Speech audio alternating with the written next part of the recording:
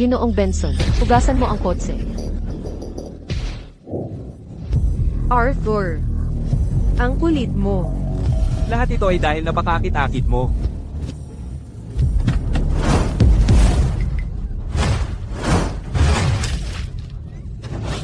Damit ko, makeup ko. Sino ang lampa at hanggal na yon? Ginang Sterling ang nag-utos. Quotes ni Ginoong Sterling. Nahugasan ng lubusan. Ginoong Sterling, pakiusap. Ikaw. Sinadya mo iyan. Ikaw. Binibingin Vance. Sa loob ng Sterling Manor, huwag kang bastos. Inay. Hindi ito ang iniisip mo. Nais ko lang ipaliwanag sa kanya na hindi ko na siya makikita muli. Si Vivian Vance ang dumating upang hanapin ako. Naging marupok ang loob ko sandali. Inay, hindi mo ako sisisihin, di ba? Chiete, marupok sandali, at naniniwala ka sa ganyang dahilan? Okay lang kung hindi mo ako miss. Pero naisip mo ba si Lydia Lane? Ilang araw na siyang hindi umuwi. Ni minsan ba tinanong mo? Si Lydia Lane, saan siya pumunta? Siyempre, pinaalis ko siya para mag-isip. Kung hindi, sa harap ng kalaswaan mo. Sa tingin mo kaya niyang tiisin? Arthur Sterling, huwag mong kalimutan. Nung malubha kang na-aksidente, sino ang nagbantay sa iyo ng 7 araw? Sino ang nagpatakbo ng kumpanya at pinaayos ang Sterling Corporation? Si Lydia Lan ang kasama mo sa pinakamahirap na 8 taon. Mas hindi ba iyon mas mahalaga kaysa kay Vivian Vance? Inay, lahat yan ay nakaraan na. Kung hindi niya ako iniligtas noon, hindi ko siya pakakasalan. Responsibilidad lang ang nararamdaman ko. Pero iba si Vivian. Si Vivian, siya ang nagpapasaya sa akin. Ako. Magandang responsibilidad yan. Tungkol sa aral ng pamilyang Sterling. Pahalagahan ang asawa at pamilya. Limot mo na, Arthur Sterling. Sabihin mo, sa nakaraang 8 taon, alin ang asawang minahal mo? Aling pamilya ang iyong iningatan? Anong responsibilidad ang tinupad mo? Ako. Ang nangyari ngayon, ang unang pagkakataon, at ito na ang huli. Simula ngayon, kung makita kitang, kasama ulit ang babaeng yon. Seryoso ka ba? Ako ang kanang kamay ni Arthur Sterling. Sino ang nangangahas tanggalin ako? Ito ang utos ni Mrs. Sterling. Personal na utos. Hindi lang mga tauhan ni Arthur, maging si Arthur Sterling mismo. Gawin mo ang trabaho mo ng tama. Huwag mong laging iniisip ang pagkuha ng shortcuts at pag-akyat sa social ladder. Masyado kang kampante. Ikaw.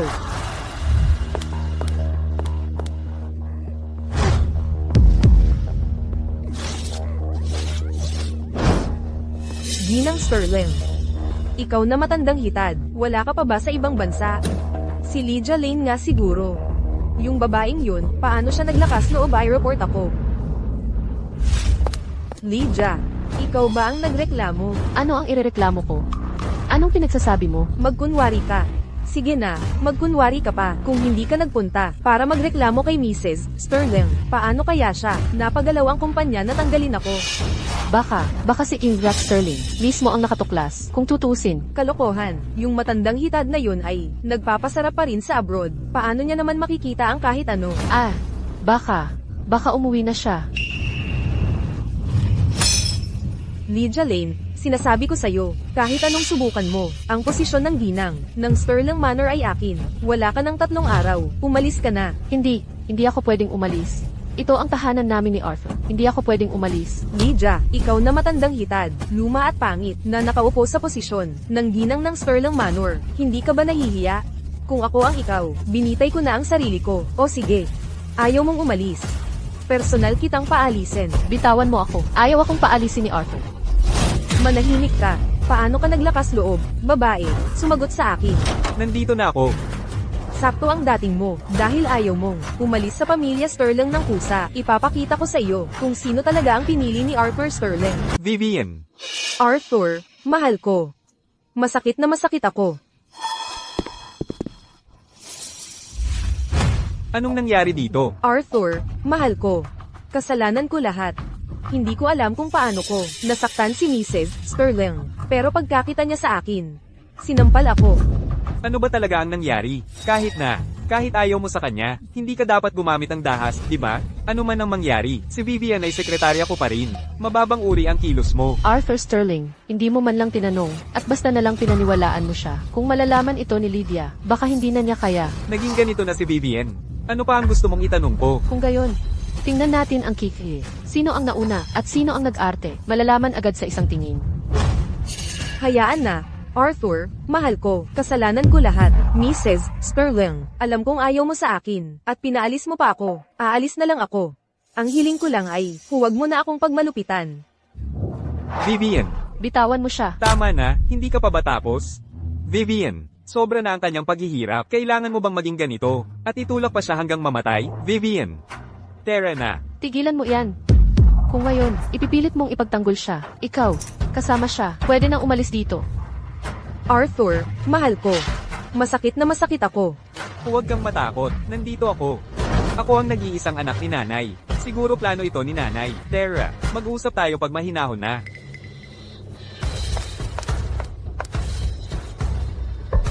Arthur Sterling, Ginoong Benson. Opo, Ginang Sterling. Ipagbigay alam kay Ginoong Miller. Gusto ko, sa pinakamaikling panahon, makuha mula kay Arthur Sterling lahat ng ari-arian niya at mabawi lahat at magpadala ng tao para isama si Lydia. Ipapaalam ba natin kay Binibining Lane ang nangyari nitong mga nakaraang araw? Nagkasala ang pamilyang Sterling sa kanya dahil si Arthur Sterling ay kay Vivian Vance lang. Ako, si Eleanor Sterling ay tutuparin ko. Papatalsikin ko silang dalawa sa Sterling Court. Sa araw ng family banquet, personal kong ipapahayag na si Lydia Lane ay ang kinikilala ko, si Eleanor Sterling, bilang nag-iisang tagapagmana ng Sterling Court. Ayos ka lang ba, Vivian? Huwag kang matakot. Habang nandito ako, tingnan natin kung sino ang mananakit sa'yo. Mula ngayon, kasama mo ako 24/7. Kung may magkalat ulit ng chismis, wala akong awa. Pero Arthur, mahal, kung magsumbong si Lydia kay Ginang Sterling, at magalit si Ginang Sterling, hindi ba siya talagang pipigil sa pagbalik mo sa Sterling? Paano mangyayari yon? Ako ang nag-iisang anak niya. At saka, naayos ko na ang lahat. Sa family banquet sa ilang araw. Ang tagapagmana ng Sterling Court, ako na talaga yon. Nasa lahi na ito. Ito ang Sterling Family Brooch. Simbolo ng lady ng Sterling Manor. Sa araw ng family banquet, hihiwalayan ko si Lydia Lane. At hayagang sasabihin na ikaw, Vivian Vance, ang babaeng gusto kong pakasalan. Pero Ginang Sterling, Kung siya'y manghihimasok, wala akong pakialam kung mapaalis sila ni Lydia Lane sa Sterling.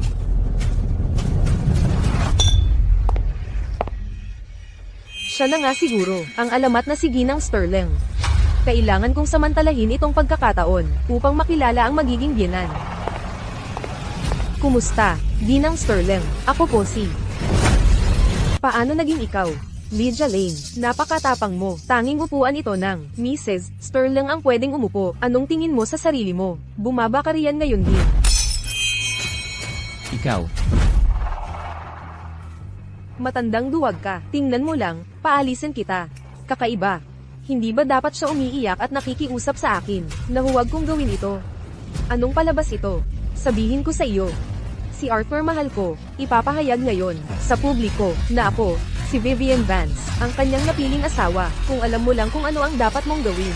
Sige na, Lees. Talaga ba? Pero tila nagkamali ka sa isang bagay, hindi ko kailangan ang pagkilala ni Arthur Sterling. Dahil hindi ako ang hindi makakaalis sa kanya, kundi si Arthur Sterling, ang hindi makakaalis sa akin. Nakakatawa. Si Arthur mahal ko, ay anak ni Mrs. Sterling. Nag-iisang anak. Lahat ng nasa Sterling family sa hinaharap, ay mapupunta sa kanya. Ano pa ang hindi iiwan? Matandang babae ka. Miss Vance, mag-ingat ka sa pananalita sa harap ni Ilra Sterling. Mrs. Sterling, babae. Tingnan mong mabuti. Ito ang Sterling family brooch. Tanging ang lady ng Sterling Manor, ang pwedeng mag-south ito. Simula ngayon, sa bahay na ito, hindi pwedeng tawaging Mrs. Sterling. Ako. Kayo. Paano ito posible? Ikaw na babae. Paano mo nagawang pek-ay, ang tanda ng lady ng Sterling Manor?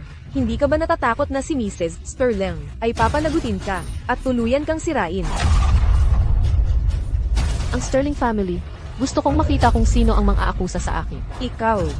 Panoorin mo kung paano ko babaliin ang bibig mo. Anong ibig mong sabihin? Tingnan mabuti, ako ang nakabugbog sa kanya. Ikaw. Arthur.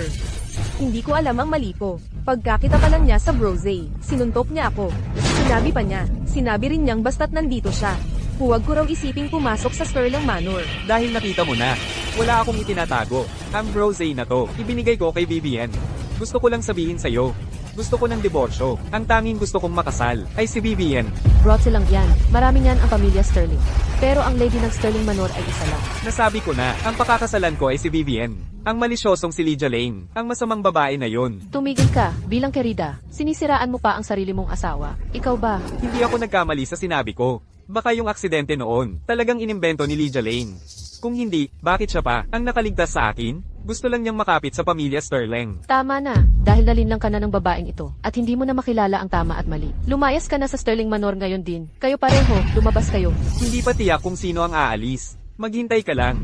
Malapit nang ipahayag ng abogado na ako ang nag-iisang tagapagmana ng Sterling Fortune. Ang Sterling Corporation ay magiging akin din. Mas mabuti pang harapin mo ang katotohanan. Kung hindi, huwag mo akong sisihin sa pagtalikod sa ating ugnayan. At pagpapalis sa iyo. Tama, si Arthur ay bata pa at magaling. Ikaw na matanda. Dapat ka nang tumira sa retirement home. Lagi ka na lang nakakapit kay Arthur. Hindi ka ba nahihiya? Ikaw, talaga kang lubos na hangal pagkatapos ng lahat ng ito. Hindi mo pa rin napagtanto na ako ang ina ni Arthur Sterling. Tapos ano, kahit pa ikaw si Mrs. Sterling, ang magpapatakbo sa pamilya Sterling sa hinaharap ay si Arthur. Matandang babae ka na walang pera at kapangyarihan. Anong karapatan mong kontrolin ako? CJ, kung gayon, sana makuha ninyo ang inyong nais. Tumigil ka sa walang kwenta at magsimula na tayo. Sino siya? Nasaan si Gilnit Miller? Siyempre ang abogado ni Arthur, na inimbita. Payo ko sa iyo, kung matalino ka, lumuhad ka na agad at humingi ng paumanhin. Baka, maaari pa kitang bigyan ng mas magandang retirement home para hindi ka mapunta sa lansangan. Ano sa tingin mo? Hindi na kailangan. Miss Vance, mas mabuti pang mag-alala ka tungkol sa sarili mo. Tawagan mo agad si Gilnit Miller. Opo. Ikaw, Ayos lang. Magiging kampante lang siya sandali. Sa madaling panahon, lahat ay magiging akin na. Era Sterling, masama ito. Naka-off ang telepono ni Ed Miller. At wala rin siya sa law firm. Ano? Aanunsyo na ako. Ang tagapagmana ng Sterling Fortune ay si Miss Lydia Lane.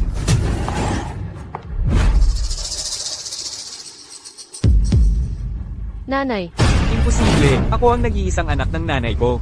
Baka binayaran ka ni Lydia, di ba? tama, abogado. Magkano ang binayad sa iyo ni Lydia? Hindi ka ba matatakot na aidmanda ka namin? G. Sterling.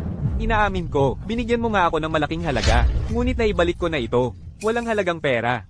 Ang makabibili ng aking konsensya at prinsipyo, katotohanan ng katotohanan. Si Miss Lydia Lane, ang nag-iisang tagapagmana ng Sterling Fortune. Hindi. Imposible. Malinaw na ako, ang pinakamalaking shareholder ng kumpanya. tingnang mabuti. Ito ang mga pinakabagong dokumento ng shareholder. Ako, si Eleanor Sterling. Ako ang may hawak ng Sterling Corp, pinakamalaking shareholder. Ang ilang shares na nasa iyo ay maliit na bahagi lang na aking ipinamahagi. Ang Sterling Corporation ay hindi kailanman naging sa iyo, Arthur Sterling. Dati man, hindi ngayon, at tiyak na hindi sa hinaharap. Kung gayon, paano siya? Anong karapatan niya? Umaasa lang siya sa aksidente. 8 taon na ang nakalipas. Isang mapanlin lang sa pamilya Sterling. Anong karapatan niya? Magmana ng lahat sa pamilya Sterling? Tumahimik. Kahit ngayon, naninirang puri ka pa rin. Sa iyong tagapagligtas, may tao. Itapon ang dalawang ito. Mapapahiyang tao. Palabas dito. Lydia, maghintay ka lang. Hindi pa ito tapos. Nanay, ang ilang tao. Magaling. Ang pagbibigay ng Sterling Corporation sa iyo ay talagang tamang desisyon. Masama ito. Gusto ng board na tanggalin si MS Lane. Ano? Anong ginagawa mo rito? Inimbitahan ko siyang bumalik. Nakakuha ng report ang Board of Directors na ang tinatawag na Lydia Lane, pagliligtas niya 8 taon na ang nakalipas, ay aktwal na isang masusing planong scam para lang kumapit sa pamilyang Sterling. Tama, paano natin mapagkakatiwalaan ang isang tulad niya na mamahala sa Sterling Corporation? Kalokohan. Totoo ngang nailigtas ni Lydia si Arthur Sterling. Bukod pa riyan, ang kakayahan sa trabaho ni Lydia ay 100 beses na mas mahusay kay Arthur Sterling. Nanay, ako ang iyong anak. Paano mo, para sa dayuhan, na wala ng pakialam sa dapat unahin? Mas gugustuhin kong ibigay ang Sterling Corporation sa isang mahusay na tagalabas, dayuhan, kaysa ipagkatiwala pa ito, ang Sterling Corporation, na tanging dugong Sterling lang ang taglay. Ngunit ang utak ay puro lumot sa kamay ng isang hangal. Sige, talagang may kakayahang Lydia Lane. Pero nanay, naisip mo na ba na ang lahat ng sinasabi mo ay aktwal na kasinungalingan? Nakahanap na ako ng mag-iimbestiga. Ang aksidente sa kotse noon ay hindi aksidente talaga. Ito'y masusing pinlano ni Lydia Lane. Hindi lang siya nagpadala ng tao para saktan ako, kundi pagkatapos, nagkubli siya sa malayo, pinanood akong mamatay. Imposible yan. Marami pang hindi ka panipaniwala. Hindi pala siya, isang uri ng tagapagligtas. Ako mismo ang gumapang palabas. At siya, nakita lang niyang hindi ako patay, kaya nagkunwari siyang iligtas ako, at alagaan ako. Isa lang siyang, sinungaling na kumukuha ng puri ng iba, ginagamit ka niya. Nagsinungaling sa iyo ng 8 taon, at sa buong pamilyang Sterling ng 8 taon. Ito ang ebidensya. Ang iyong minamahal na manugang. Hindi siya karapat-dapat sa anumang bagay. Nanay, hindi ito totoo. Pakiusap, maniwala ka sa akin. Lahat, nahayag na ang katotohanan. Hinihiling ko, agad mapaalis si Lydia Lane.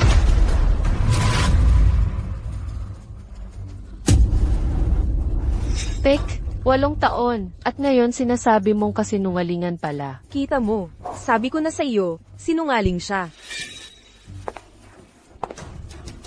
Di ko akalain. Ang bagay na ito, na kaya mo pa ring mandaya sa harap ko. Nanay, hindi ko ginawa. Hindi ako nagsinungaling sa iyo. Magpanggap ka. Ipagpatuloy mo ang pagpapanggap. 8 taon. Ano pa ang magagawa mo kundi magkunwaring kaawa-awa para makakuha ng simpatsya? Tama, nandito ang ebidensya, at umaarte ka pa rin. Ginang Sterling, hindi na maloloko sa iyo. Hindi ko ginawa. Talagang hindi ko ginawa. Ginang Sterling. Nasaan si Lydia? Kumusta ang board of directors? Matapos kang malagay sa koma, Binibining Lane ay inalis ng board of directors sa lahat ng kanyang posisyon. Siya ay pinaalis sa Sterling Corp. Ano? Naiintindihan ko. Maaari ka nang umalis.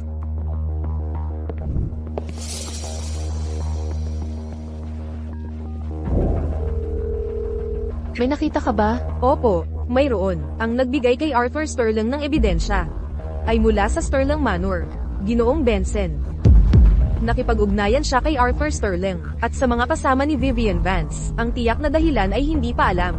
Naiintindihan ko. Ipagpatuloy ang investigasyon. Ginang Sterling, tinawag niyo po ako. Benson, gaano ka nakatagal sa akin? 20 taon, Ginang Sterling. Sapat na iyon. Lagi kitang itinuring. Sa tahanang ito, bukod kay Lydia, ang pinakamapagkakatiwalaan. Ngunit dahil ang puso mo ay wala na rito, dapat ka nang umalis. Ginang Sterling, Ginang Sterling. Huwag kang mag-alala, bibigyan kita ng pera. Tiyak na higit pa sa ibinigay ni Arthur Sterling at kanyang mga tauhan. Ginang Sterling, paumanhin po. Ngunit napilitan lang ako. Dinukot nila ang apo ko. Kung hindi ako sumunod, gagawin nila. Palagi kong hinahanap ang pagkakataon para sabihin sa'yo, ngunit takot ako. Tama na. Pinapaalis kita, hindi para patayin ka. Ano? Kailangan mo ba ng gabay palabas? Hindi na po, nagkamali ako. Hindi ko dapat tanggapin ang iyong pera. Aalis na ako. Hindi na ako magdudulot ng problema.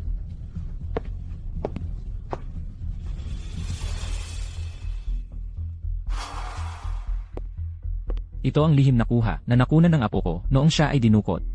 Sana, magamit mo ito.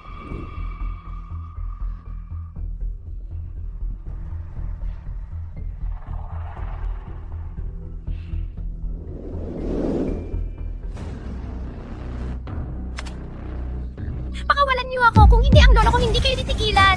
Ang lolo mo. Kung malaman lang ni Eleanor Sterling, matutuklasan niya. Lydia, nagbanta sa akin. Lydia, nagbanta ka sa akin. Kung hindi, Lydia, hindi ko talaga inaasahan to sa'yo. Para sa pagiging tagapagmana ng Sterling Fortune, gagamit ka ng maruruming paraan, kahit ang isang napakalapit sa akin. Niligaya mong saktan si A. Benson. tama si Vivian. Kapag nailabas na ang recording na ito, tingnan natin kung ano ang sasabihin ni Lydia. Ginang Sterling, ano ang pinagsasabi mo? Ako, tama na. Malinaw na ang ebidensya. Hindi matatagalan ng pamilyang Sterling. Ang kasing puso mo.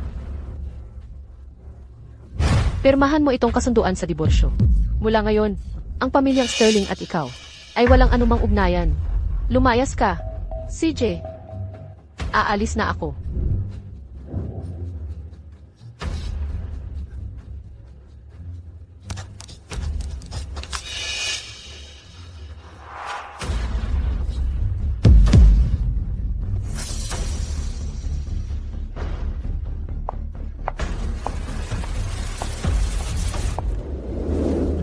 Yung malas, sa wakas ay nawala na. Mula ngayon, makakasama ko na ang aking Arthur. Siyempre, ako na ang babae ko ngayon. Ang pamilyang Sterling. Sa wakas ay akin na, kay Arthur Sterling. Narinig mo yun. Mula ngayon, ako na ang binibini ng Sterling Manor. Paano si Eleanor Sterling? Maghintay ka lang. Sa araw na pakasalan ako ni Arthur Sterling, ay ang araw na ang matandang babae, ikaw, ay mapapalayas sa pamilyang Sterling. Maghintay ka lang, Vivian Vance. Ang hangal na Arthur Sterling, kapag hindi nabantayan, ilalantad ang lahat ng kahinaan niya. Sa pagkakataong iyon, titingnan ko kung kaya mo pa. Arthur, uminom ka pa. Uminom ka. Arthur, paano mo laging nakikisama sa marurumi? Nakalimutan mo na ba ang kasal na ipinangako? Nakakainis. Nakakasira ng trip. Ano ang pagmamadali sa kasal? Ang pamilyang Sterling ngayon. Hindi ba't atin na lahat? Di ba? Tama ka, Miss Vance. Normal lang para sa mga lalaki makipag-socialize at maglibang sa labas. Lumayas kayo. Kayo na, lumabas kayo. Vivian Vance, ano ang ginagawa mo? Bahay ko ito. Kahit sinong gusto ko ay papasukin ko. Anong karapatan mong diktahan ako? Arthur Sterling, nakalimutan mo na ba kung paano? Nangako ka sa akin dati. Nakalimutan mo na ba kung sino ang nagpasali sa iyo? Gusto mo bang talikuran ako? Ngayong nakuha mo na ang gusto mo. Sige na, sige na. Nakakainis talaga. Naiintindihan ko. Bukas na lang. Kayo na, lumabas kayo. Gusto ko nang matulog.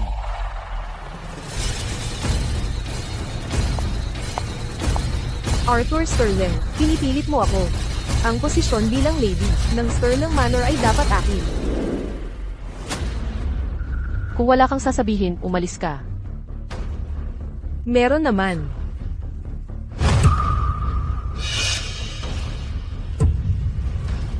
Buntis ako. Talaga? Hay, yan na. Balita. Bingi ka ba? Buntis ako sa panganay na apo ni Sterling. Sinasabi ko sa'yo, pakasalan mo si Arthur Sterling agad. Kung hindi, sasabihin ko sa lahat na ang panganay na apo ni Sterling ay anak sa labas. Oh, malaking usapin nga ito. Alam ba ni Arthur na may anak siya? Siya. Siyempre alam niya. Tuwang-tuwa siya.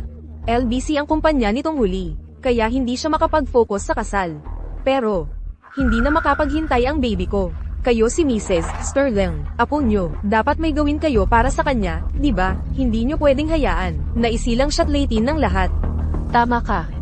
Hindi dapat madungisan ang dugo ng Sterling. Ang reputasyon ng Sterling ay hindi dapat masira. Kaya pumapayag na kayo. Ang kasal, Huwag magmadali. Dahil dugo ng Sterling, natural na kailangang kilalanin ng pamilya. Paano kung ganito, para maiwasan ang chismis sa hinaharap, magsagawa muna tayo ng paternity test. paternity test, ano ang ibig mong sabihin dyan? Nilali mo ako. Ano, natatakot ka ba? Ako. Ano ang dapat kong katakutin? Sige na nga. Alainan, Pero, paano kung ang panganay na apo ni Sterling ay mapahamak? Mrs. Sterling, kaya nyo bang panagutan ito? huwag kang mag-alala. Makikipag-ugnayan ako sa pinakakilalang institusyon para sa iyo. Bukas alas 9 ng umaga, ako na mismo ang magdadala sa inyo. Bukas. Hindi ba masyadong maaga ang bukas? Hindi ako okay. Kung hindi ka okay, umuwi ka't magpahinga. Aalis tayo ng eksakto alas 9 bukas. Ang panganay na apo ni Sterling ay hindi maaaring maantala.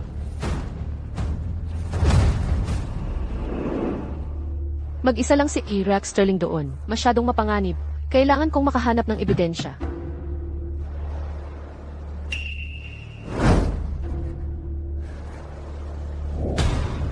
Siya yun, ang driver ni Arthur. Nakawala na siya sa kulungan.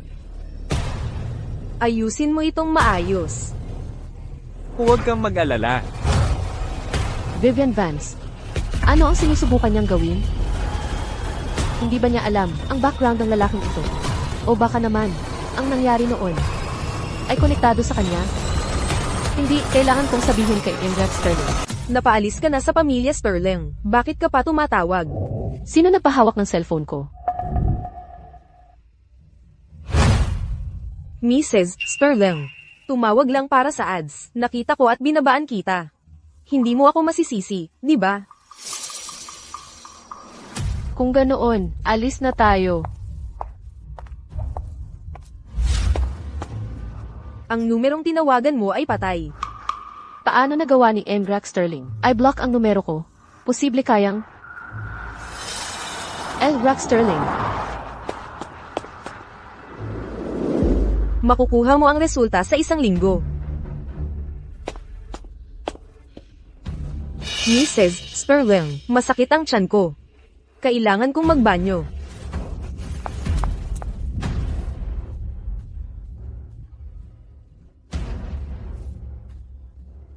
Matandang Hakluban. Kapag lumabas ang resulta ng DNA test, tingnan natin kung gaano ka pakayabang. Lahat ng nasa pamilya Sterling, malapit nang maging akin. Bakit nandito lahat? Lumalabas na ang report. Imposible. Ito ay imposible. Malinaw na. Ako mismo ang nagbigay ng sample. Sample? Ano ang sabi mo? Wala. Walang sinabi. Itinatanggi mo pa rin? Sinabi sa akin lahat ni nanay. Palihim mong sinubukang palitan ng sample. Ang batang nasa tiyan mo. Hindi ko talaga anak. Sabihin mo, kaninong anak sa labas? Nagsisinungaling siya. Ang anak mo ito. Ikaw. Tama na, ako na ang magsasalita. Ang batang ito, totoong hindi anak sa labas. Pero tuturin. Hindi ito sa iyo, Arthur Sterling. Ano? Dahil si Vivian Vance, hindi pala talaga siya buntis. Ikaw. Sabihin mo, ang buntis ba? Gumamit ng sanitary pad. Ikaw. Ikaw pala. Siguro ikaw yan, matandang Hakluban. Palihim mong sinuhulan ng ospital, at naglagay ka ng sanitary pads. Arthur, kailangan mo akong paniwalaan. May sasabihin ako sa iyo. Si Vivian Vance para mabuntis. Nagdroga siya para makipagtalik. Sa kasamaang palad, labis ang kanyang ginamit. Nasira ang iyong katawan. Malamang hindi ka na makakapag. Gawin yan ng matagal pa. Ano, Vivian Vance? Para lang umangat, dinrog mo ako, mas malala ka pa kay Lydia Lane. Hindi, 1,000 beses mas malisyosa ka sa kanya. Umalis ka, ngayon na. Arthur, pakiusap. Huwag mo akong paalisin. Lahat ng ginawa ko, dahil mahal na mahal kita. Arthur, pakiusap. Isang pagkakataon pa. Mga gwardya, itapon ng babaeng ito at lahat ng gamit niya. Palabas dito. Doktor, Nakadaan ka sa maraming pagsubok kamakailan. Naunawaan ko na kung hindi ako umalis, ako ang magiging target nila. At hindi mo na ako mapoprotektahan. Lydia Lane, anong ginagawa mo rito? Siyempre, dapat nandito siya. Siya ang tagapagmana na pinili ko para sa pamilyang Sterling. Maaari kang umalis, pero hindi siya aalis. Tama, sinadya ni nanay na isipin mong pinaalis ako, para mas madali para sa akin. Naimbestigahan ang katotohanan sa aksidente noon. Arthur Sterling, ang taong nagmamaneho para sa iyo noon, ay malayong pinsan ni Vivian Vance, si Jack. Noong taon, si Vivian Vance, para makapag-asawa ng mayaman, umudyok kay Jack na magdulot ng aksidente. Pero 8 taon na ang nakalipas. Isa pa siyang mahirap na estudyanteng tinutulungan ko. Kahit pa may aksidente, wala akong balak na pakasalan siya. Eksakto, kaya pala ang plano niya talaga ay patayin ka sa pagpanggap. Gagamitin ang lungkot ni nanay sa pagkawala ng anak at magpapanggap bilang batang inampun mo noon. Makakapasok siya sa pamilyang Sterling. Hindi lang niya inaasahan na, nang mangyari ang aksidente, malapit lang ako, Lydia, noon para iligtas ka. Nasalanta ng mga piraso mula sa pagsabog ng kotse at nasaktan ang kanyang puso. Halos mamatay na siya. Ang araw na dumating si Vivian Vance para udyukan siya ay noong kasalukuyang nagpapagaling pa si Lydia sa ikatlong operasyon sa puso. Iyon ang araw ng kanyang paglabas sa ospital. Ano sa tingin mo ang layunin niya? Ano? Si Vivian Vance para manatili sa pamilyang Sterling. Matigas ang loob na nagnais makuha ang pag-ibig mo at maging ang lady ng Sterling Manor. Hayaan mong sabihin ko sa iyo ang iba pa. Sa panahong ito, habang ikaw ay naglilibang, si Lydia ang namamahala sa kumpanya para sa iyo. Kung hindi, iniisip mo, kusa bang tumutubo ang pera? Buong puso kang pinrotektahan ni Lydia ng ganito. At nasaktan mo pa siya ng ganito. Isa akong halimaw. Patawad, Lydia. Bulag ako. Nagkamali ako. Talaga kong nauunawaan ang pagkakamali ko. Hindi mo nauunawaan ang pagkakamali mo. Takot ka lang harapin ang kapalit ng pag-amin. Nalinlang ako ni Vivian Vance. Dahil napakabuti mo, lagi kang mas mahusay sa akin sa lahat mula pagkabata. Natakot akong mas mahal ka ni nanay kaysa sa akin. Patawad, Lydia. Pakiusap, bumalik ka. Pangako, hindi ko hahayaang. Maranasan mo pa kahit kaunting mali. Nanay, tulungan mo ako. Sabihin mo kay Lydia na bumalik. Hindi ko kailangan sabihin mo iyan. Dadalihin ko si Lydia pabalik. Pero hindi bilang asawa mo, asawa ni Arthur Sterling, kundi bilang tagapagmana ng pamilyang Sterling. Mula ngayon, inaampon ko si Lydia Lane bilang goddaughter ko. Ano, nanay, pero... Tumahimik ka, hangal. Ikaw at ang Sterling family, malaki ang utang kay Lydia. Kung maglakas ka pa ng loob sabihin ang iba pa, hindi maganda, maaari ka na rin umalis, nanay. Bakit? Paano napunta sa babaeng iyon? Lydia Lane, ang lahat. Ang posisyon ng lady ng Sterling Manor ay akin. Ang pag-ibig ni Arthur Sterling ay akin. Lahat sa pamilyang Sterling ay akin. Ako. Bumalik na ang babae, si Lydia Lane, sa Sterling Manor. Hindi pa kayo nakarating kay Lydia? Nakapark ang kotse ni Lydia sa blind spot. Bukas ang tarangkahan. Pero nawala na siya. Wala rin ang cellphone niya. Hanapin niyo siya.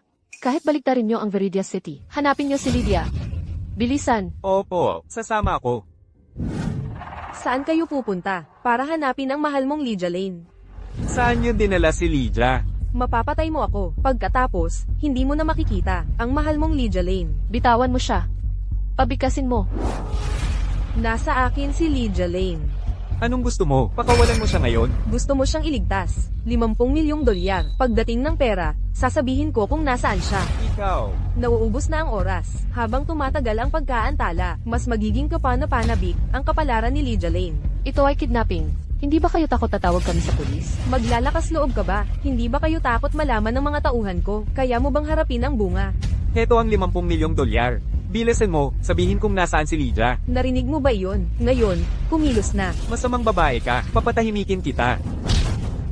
Pakawalan mo ako, papatahimikin ko siya. Patayin mo ako. Kahit patayin mo ako, di mo may iligtas si Lydia. Pigilan niyo siya.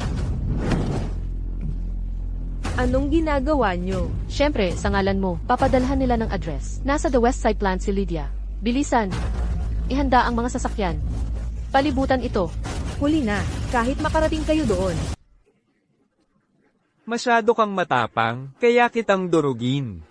Jack, nandito na ang pera. Pakawalan si Lydia. Sige, pero kailangan mo munang pakawalan si Vivian Vance. Kung hindi, sige. Kapatid, umarte ka. Hindi pa tuluyang patay. Kapatid, iwanan mo siya. Dali, umalis na. Kasalanan ko lahat. Kung mas naging mapagmatsyag lang ako, hindi sana ako dinukot ni Vivian Vance. Kasalanan lahat iyan ni Vivian Vance. Kapag nahanap ko siya, pagbabayaran niya ito.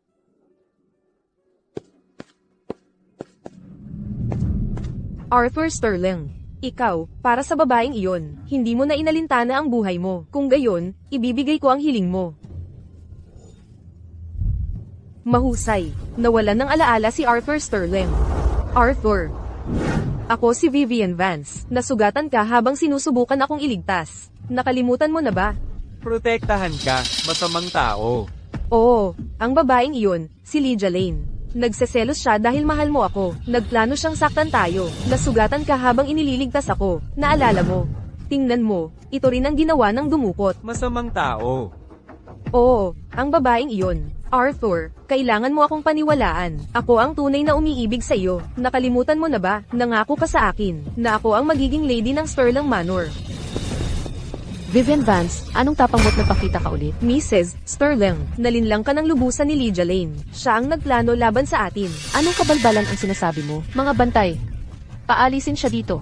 Tigil. Sino ang nang-ahas humawak sa kanya? Arthur Sterling, Vivian Vance, siya ay. Siya ang aking minamahal. Kakakuha lang sa kanya ni Lydia Lane. Anong lakas ng loob mong saktan siya? Ano ang pinagsasabi mo? Ako ay dinukot ni Vivian Vance. Kailan pa ito naging? Ikaw si Lydia Lane, hindi ba? Masamang babae ka. Anong sumpa ang ginawa mo sa aking ina para ipagtanggol ka niya ng ganito? Ano ba talaga ang nangyayari dito? Lydia Lane, nagsisimula pa lang ang palabas. Bakit bumalik na naman si Vivian Vance? Paborito siya ngayon. Hindi natin siya pwedeng awayin. Si MS, Lane ba yun? Hindi. Teka, wala ka na ngayon. Bakit ka pa nasa opisina ni Arthur? Hindi ka naman nagnanakaw ng dokumento para manakit ka, di ba? Parang multo kang hindi umaalis. Umalis ka dito.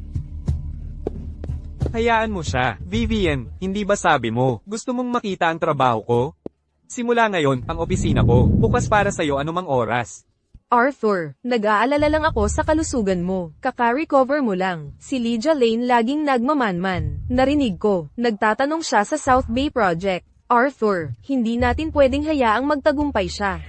Anong lakas ng loob niya? Vivian, ano sa tingin mo ang gagawin?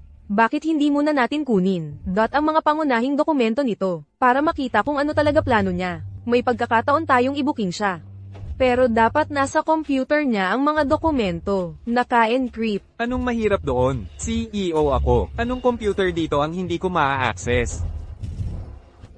Arthur, ang bait mo sa akin. Mabuti na nandito ka. Arthur Sterling, kapag nakuha ko ang mga dokumento, panoorin mo ang pagbagsak ng Sterling Corp. Vivian, nasa USB drive ang lahat ng dokumento. Dapat mong ilantad. Ang tunay na kulay ng masamang babae.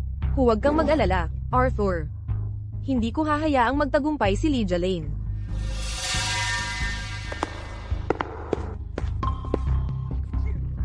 Peke ang mga file sa USB drive. Jack, matinding pandaraya ito. Peke lahat ang mga dokumento. Ang proyektong iyon ay malaking gastos lang. Namuhunan tayo ng 300 milyong dolyar noong una. At lahat iyon ay nasayang lang. Malupit ang mamimili. Binugbog niya ang mga tauhan namin. At nagbanta na pagbayarin kami ng 10 beses. Kung hindi, uubusin niya tayo. Jack, tapos na tayo. Jack, hindi ko kasalanan. Talagang hindi ko kasalanan. Si Arthur Sterling iyon. Si Lydia Lane ang gumawa ng dokumento. Sila iyon. Nagsabuatan sila para pagbintangan tayo. Hindi mo kasalanan? Nagdusa ako ng matagal para sa'yo, at ngayon, nawala pa ang 300 milyong dolyar. Sinasabi mong hindi mo kasalanan, papatayin na kita ngayon din. Kalma lang, Jack. Ano ang gusto mong mangyari? Maghintay na lang mamatay? Jack, si Arthur Sterling yan. Si Arthur Sterling ang nagbigay ng pekeng papeles. Niloko ako ni Arthur Sterling. Kabalbalan. Ano magagawa ng hanggal na amnesia? Jack, nagpapanggap lang siyang amnesia. Ginagamit lang niya ako. Sige, sabi mo si Arthur Sterling ang may gawa. Ulitin mo ang sinabi mo. Ngayon, kapag nanloko ka, mapuputol leeg mo ngayon din. Tama. Si Arthur Sterling ang nagutos sa akin. Galit siya sa nanay niya at kay Lydia Lane. Sadya niyang binigay ang pekeng papeles. Napilitan lang ako. Pinilit ako ni Arthur Sterling. Narinig mo yon? Ang tagapagmana ng Sterling nakipagsabuatan sa iba para sirain ang sariling negosyo. Dinukot pa niya ang sariling asawa at siya pa ang sinabitan. Kung kumalat ang recording na ito, ang buong kinabukasan ng iyong anak ay gugulin sa kulungan. Sige, ipadala mo ang lokasyon. Sa West Side Plan pa rin. Huwag kang magtatangka. Pumunta kang mag-isa. Kung may kasama kang dumating, agad ko itong ipapadala sa media. CJ, inay, masyadong delikado ito. Peking recording lang yan. Alam ko namang peke yan. Pero, hindi ba't ito ang gusto natin? Tunay na tinutupad ni Ginang Sterling ang kanyang salita. Ibigay ang pera, kunin ang kalakal.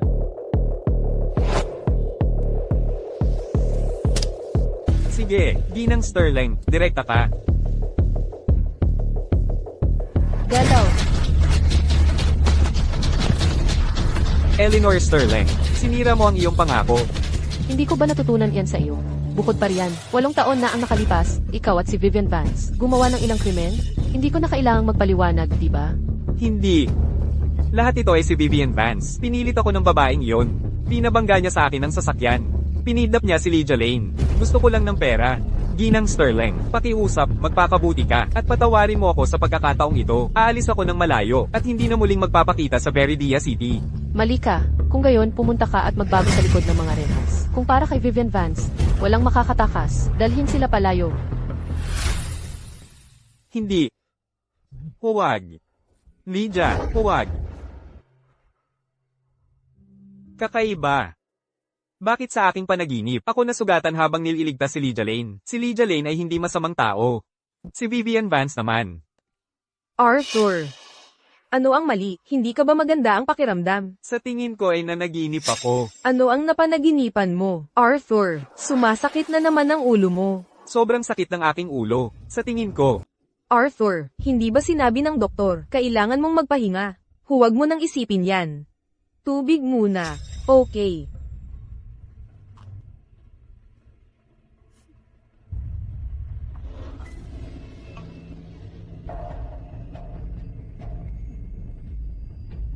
Kasalanan yan ng babaeng yun, Lydia Lane. Patayin siya. Patayin siya. Patayin si Lydia Lane. Arthur, Vivian Vance, anong ginagawa mo rito? Lumayas ka sa paningin ko.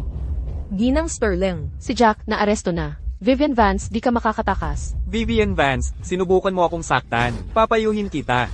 Tumigil ka, Arthur Sterling, nabaliw ka na ba? Si Lydia Lane yan. Arthur Sterling. Arthur Sterling, gumising ka. Ha? Lydia, doktor. Tawagin agad ang doktor. Kahanga-hanga. Talagang kahanga-hanga. Pinapanood kayong mag-ina at mag-asawa na nagkakagatan. Mas nakakaaliw pa ito kaysa TV. Vivian Vance, tumahimik ka. Hindi pa tayo tapos. Vivian Vance, ikaw pala. Nilason mo ang tubig ko. Gusto mong mamatay ako. Arthur Sterling, napakarami mo ng gulo. Halika, suntukin mo ako. Suntukin mo ako. Ang makita kayong magulo ay nagpapasaya sa puso ko. Vivian Vance, tanungin mo ang sarili. Ano ang utang ng Sterling family sa iyo? Nung wala kang pambayad noon, malugod kang tinulungan ng Sterling. Ngunit sa huli, paano mo kami ginantimpalaan? Sanhi ng aksidente sa sasakyan, nagkakalat ng alitan, pati pagbabalak ng kidnapping at pagbibintang. Kaya ano, bakit ka isinilang? Sa buhay na luho at sagana. Ako, Si Vivian Vance ay napakagaling. Bakit kailangan kong maging lang? Mahirap na estudyante na umaasa sa iba. Hindi ito makatarungan. Gusto kong mabuhay ng maganda. Ano ang mali kong ginawa? Talagang mali, kahirapan ay hindi dahilan sa krimen. Huwag mo akong pangaralan dito. Ipinanganak ka sa luho. Alam mo ba ang pakiramdam ng gutom? Hanggang magsuka ka ng asido. Hindi mo talaga maintindihan. Huwag kang magkunwari dyan. Naakala mo kung sino. Nakakadiri. Sino nagsabi na hindi ako nakakaintindi? Dahil ako, tulad mo, ay mahirap ding estudyanteng tinulungan ng Sterling. Ang mga hirap na dinaanan ko ay baka kasing tindi rin ng iyo. Paano iyon mangyayari? Ikaw at si Arthur Sterling ay magkasintahan noong bata pa. Paano ka naging mahirap na estudyante? Hindi kanya niloloko. Noong unang beses na nakita ko si Lydia, siya ay 8 taon lang. Nasa pampublikong banyo siya, natutulog sa sahig at naghahalongkat ng basura para kumain. Ngunit noon, ikaw, kahit papaano ay may sarili kang bahay na tinitirhan. Imposible. May kumuha sa kanya para sumuko siya. Hindi maaari. Ayos lang, Lydia, lahat ay. Lydia, doktor. Tawagin niyo ang doktor agad. Karma, ito ang napala mo. Tama lang yan sa kanya. Malubhang pagpalya ng puso. Dali, ipadala siya sa operating room agad. Doktor, kahit ano pa ang mangyari, gusto ko lang mabuhay siya. Elra Sterling, gagawin namin ang lahat. Pero kailangan nyo ring maging handa. Pinaniwalaan ko ang babaeng yun. At ngayon ay ganito si Lydia.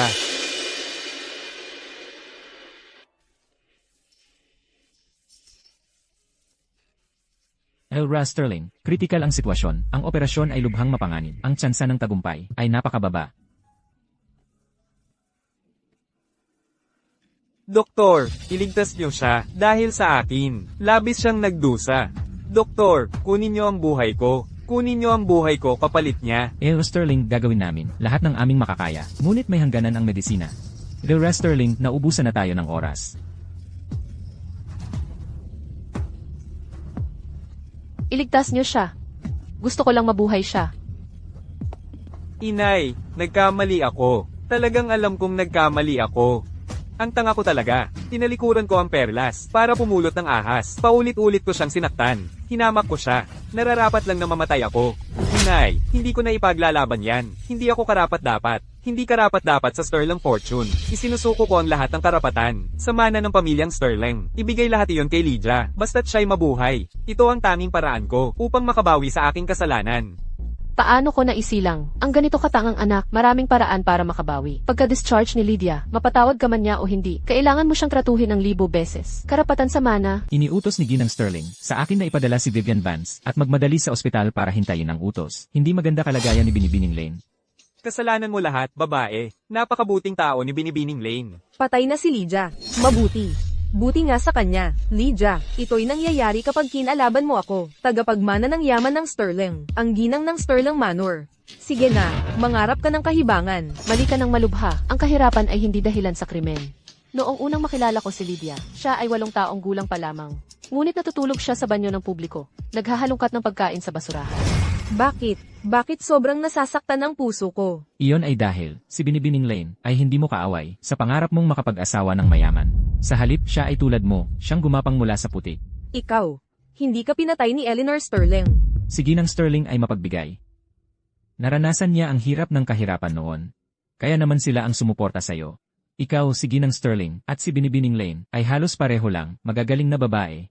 Nakakalungkot lang, na pinili mo ang daan, na lubos na iba sa kanila. Imposible, wala akong ginawang mali. Nagsisinungaling ka sa akin. Nagsisinungaling ka sa akin. Nagsisinungaling ka sa akin. Ginang Sterling. Sandali lang po, may sasabihin si Ginang Sterling. Ginang Sterling. Vivian Vance, ako si Lydia Lane. Alam kong nasa ospital ka. Gusto kong sabihin sa iyo. Sa buhay, hindi masama ang magkamali. Ang masama ay, lalo pang nalululong. Hindi nagsisisi. Kung alam mong mali ka, kung mabigyan ng pagkakataon. Saka, bumalik sa Sterling Manor magbayad kasalanan. Paumanhin. Lydia, taos puso akong humihingi ng tawad. Salamat, salamat. Hihintayin kita sa Sterling Manor. Oh, si Ginoong Sterling, nagluluto na naman mag-isa. Nakabalik ka na. Tamang-tama sa hapunan. Sabi ko nga, Arthur, tiyo mo siya, pero mas maganda ang trato mo, kaysa sa ama niya. Well, sa buhay na ito, hindi ko na makakamtan magkaanak. Taga-alaga na lang ako ng pamangkin. At maranasan maging tatay, di ba? Tama ba, pamangkin? Binibining Lane, Ginoong Sterling. Serenity Orphanage, suportado ng Sterling, ay may 2 bagong voluntaryo. Sabi nila gusto kanilang makita. Papasukin mo sila. CJ.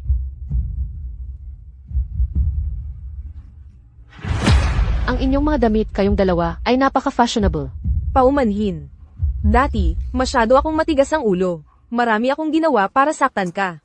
Salamat, dahil pumayag ka pa ring bigyan ako ng pagkakataong magbago. Simula ngayon, gagawa tayo ng mabuti. At hindi na tayo gagawa ng masama.